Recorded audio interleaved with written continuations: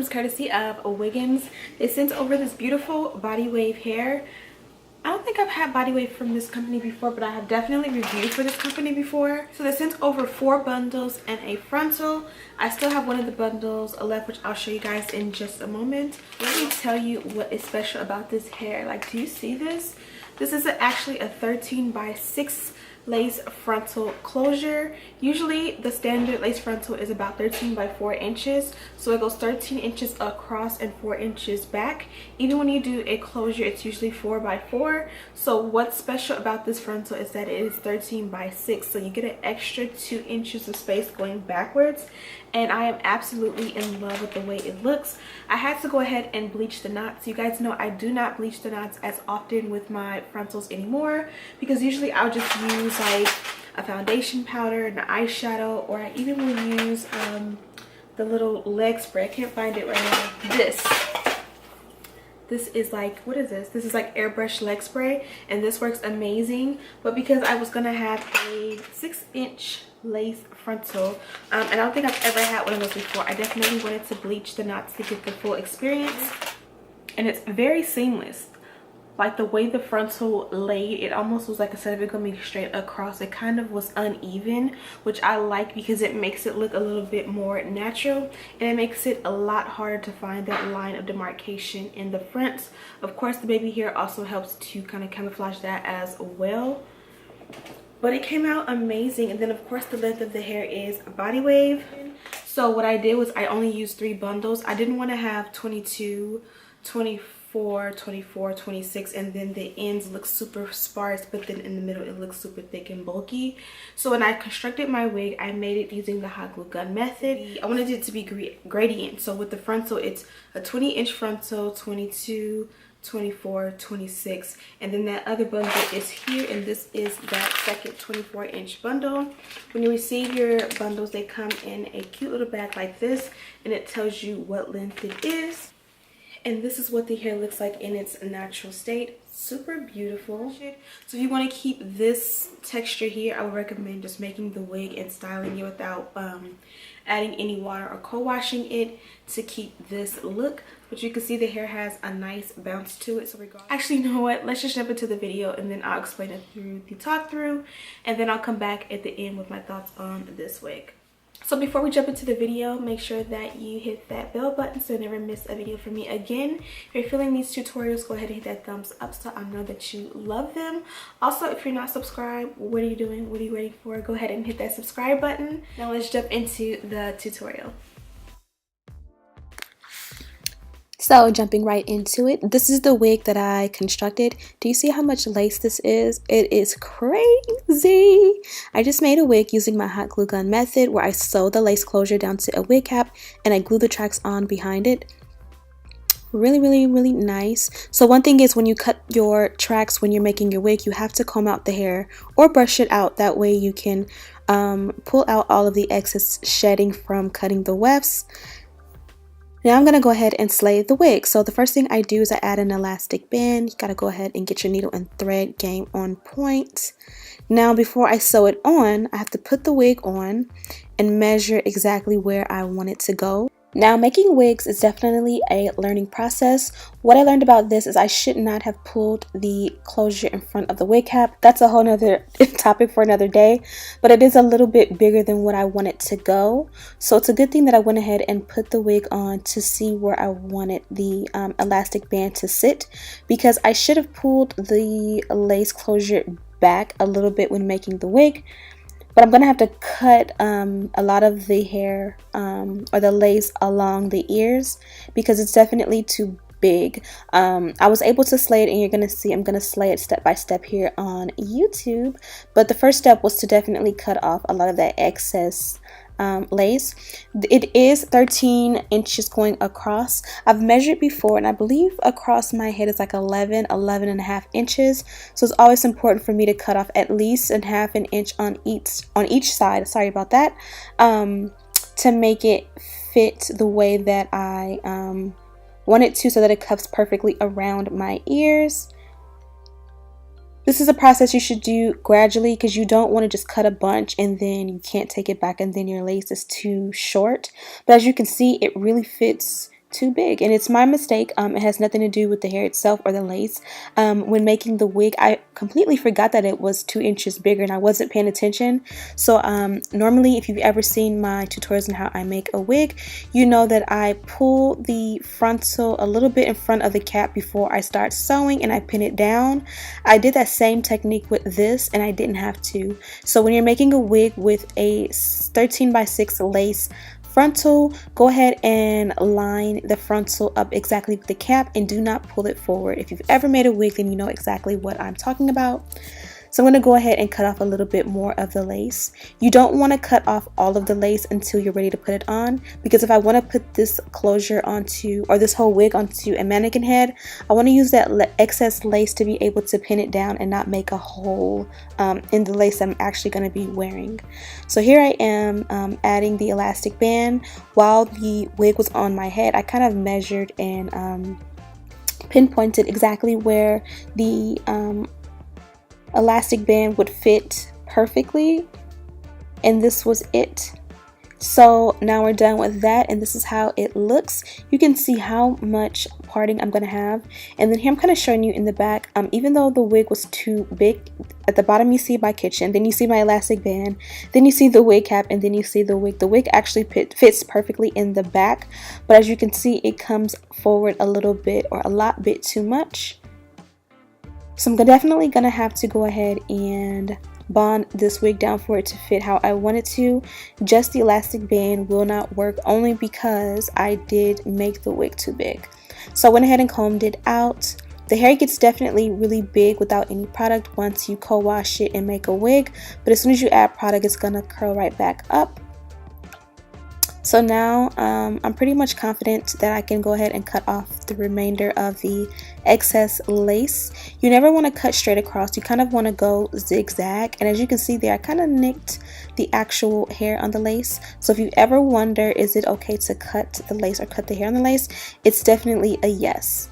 Like if you make the wig too big, like how I did, and you can't do anything with it, you could actually cut 1 inch of the lace off. I definitely would not recommend like cutting your beautiful lace that you just bought, but if you end up in that type of situation and you didn't have a choice, you could, and it would actually work out fine. So moving right along, I'm gonna go ahead and adjust the stocking cap underneath. You definitely want to adjust it before you start, because once you start, you won't be able to move that stocking cap ever again. Now I'm going to take the yellow Got to Be Glued. I believe this is the original, and I'm just going to take a healthy amount of that and put it along the hairline exactly where I want it to go.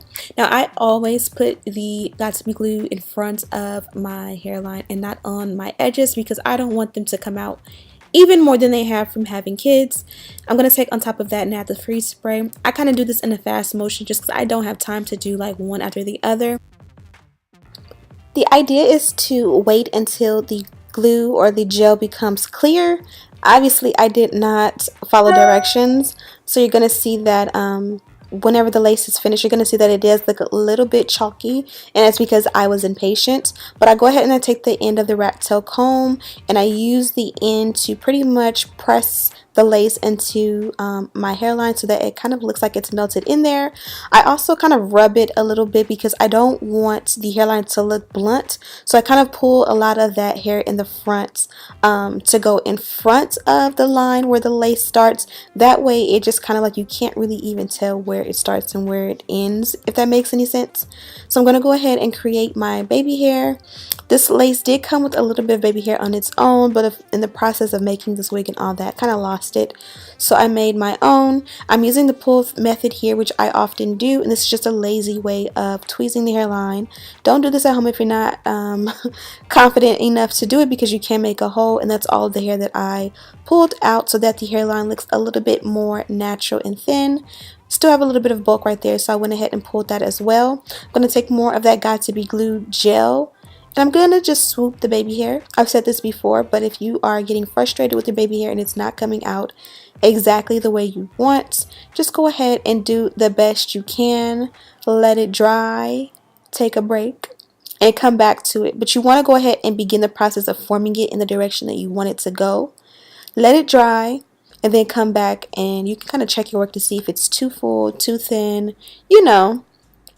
Now my toughest part, or I think everybody's toughest part, is the sideburns. The trick to making the the lace lay on your sideburns is going ahead and making sure that you shave your sideburns. Not everybody's going to shave their sideburns. If you want a tutorial on how I do so, let me know. But when you have hair right there, it kind of makes it a little bit harder for the glue to stick, if that makes any sense.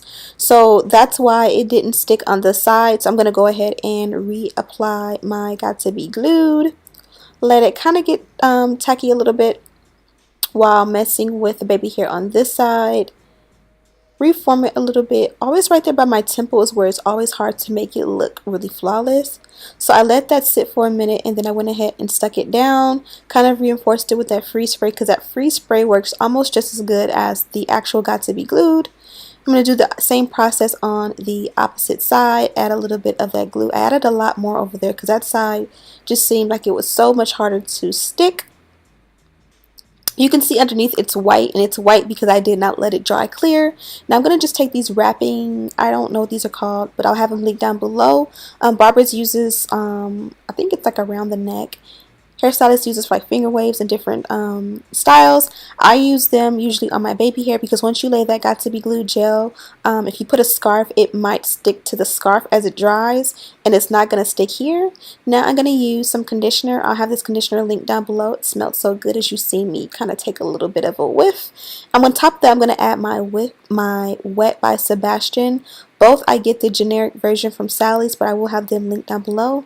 And this just was the combo I chose for today. While the edges or the baby hair dried, I went ahead and styled the rest of the hair. Before I even did that, I did submerge my entire wig, or the length of it, with water to make it easier.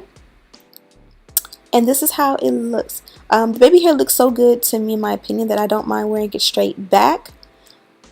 So I'm gonna kind of cheat, and I use my Care Silk and Sheen along the baby hair to kind of moisten it up so that you couldn't see that white chalkiness that it had before, and kind of run that into the hair so that the entire head looks a little bit more wet. As you see, the sideburns still look thick. I did go ahead and fix that later. I'm not sure if I did it later in the video off camera, but just go ahead and tweeze it out. Here's a little bit of a close-up, a little bit too close, but you can't really see where it starts. And this was just a quick, not even a full in-depth tutorial, so you guys see how amazing that looks. Now pull it back a little bit, and let's show you guys the actual parting. Gorgeous! I am impressed. You can see that yellow wig cap that I had on before. If I had put makeup on the wig cap, this would look so much better. So whenever you have your wig cap and it's not exact to your skin, use your foundation powder to kind of pat on top of your cap, so that way your scalp will look even more flawless. It'll look like the hairline looks. But I'm impressed, and I am pleased with my work for today. Hopefully I kind of went slow and in detail enough for you guys to grasp the concept and use it for yourself. Make your parting exactly how you want, and go ahead and add your products. I am using the wet and I'm using the mousse. All linked down below. And gonna finesse the hair.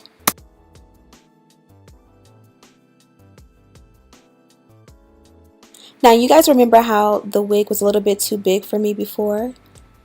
And look, it fits perfectly.